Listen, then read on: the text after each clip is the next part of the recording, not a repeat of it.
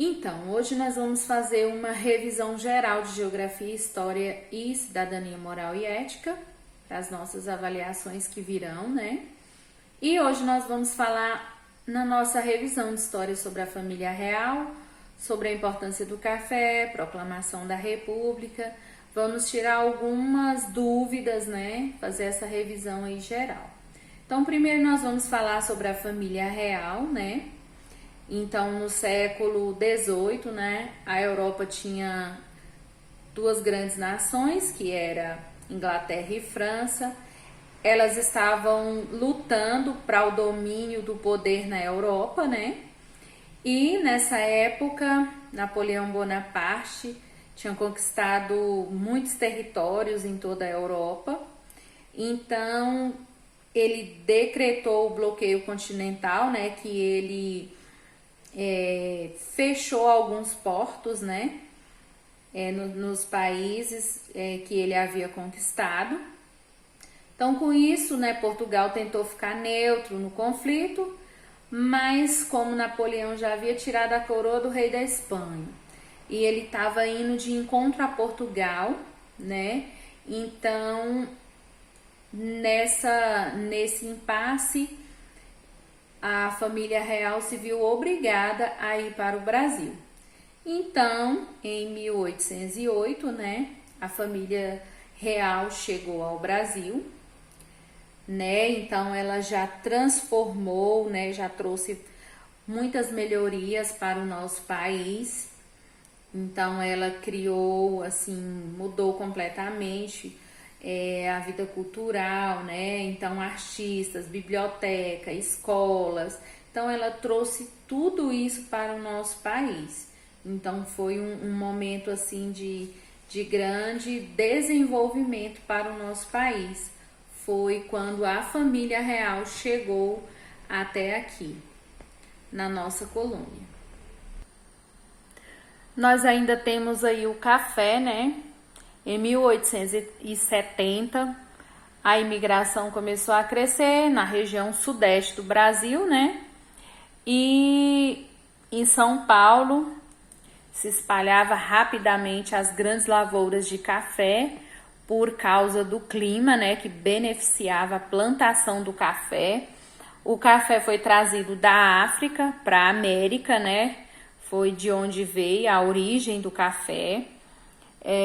O café era um produto mais vendido fora do país, né? Então ele era comercializado para fora do nosso país.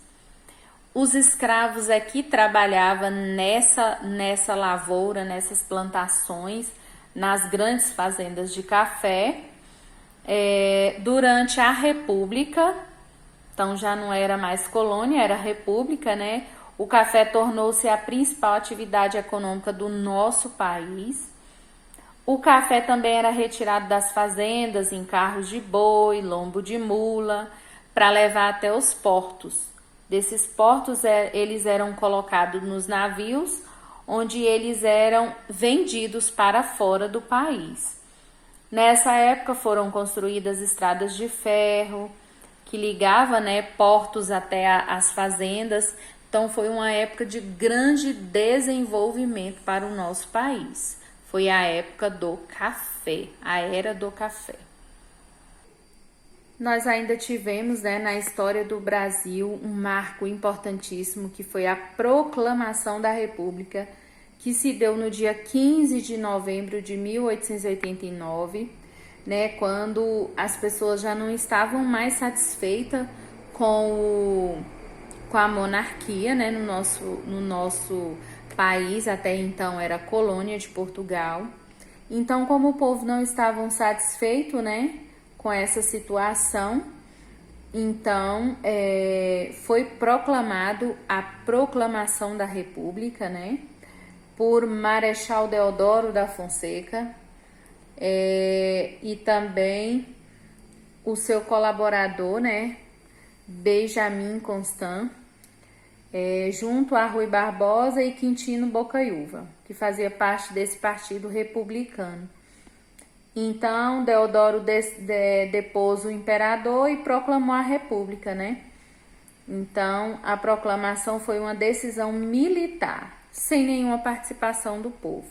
Então, para essa primeira proclamação da República, que se deu em 15 de novembro de 1889, que foi feita por Marechal Deodoro da Fonseca, considerado o primeiro presidente do país, né?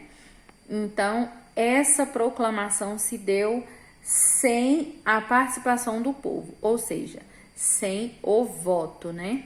Então, foi quando se deu a proclamação. Então, a partir daí, dessa data, o Brasil não era mais colônia de Portugal.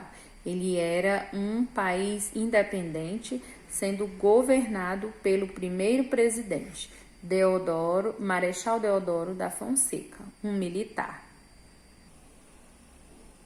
Então, na nossa revisão de geografia, nós ainda vamos revisar extrativismo, indústria e acessibilidade. Então, sabemos que o extrativismo é a atividade econômica relacionada à extração ou coleta de recursos do nosso meio ambiente. Dentre o extrativismo, nós temos a extração mineral, que ocorre da retirada dos minérios, né, do solo. Então, esses profissionais que retiram os minérios do solo são os mineradores, né? Também temos os garimpeiros que trabalham nos garimpos. Temos a extração vegetal, que é a coleta ou a retirada de vegetais da natureza, né? E temos a extração animal, que é a caça, a pesca, né? Então, claro, feito com controle, né? Um controle ambiental. Nós ainda temos a indústria, né?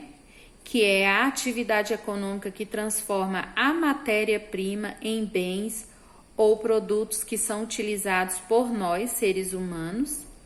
A matéria-prima, em geral, ela vem da natureza, né? Ela é obtida da natureza por meio do extrativismo, igual nós vimos lá, que é a extração ou animal, ou vegetal, ou mineral.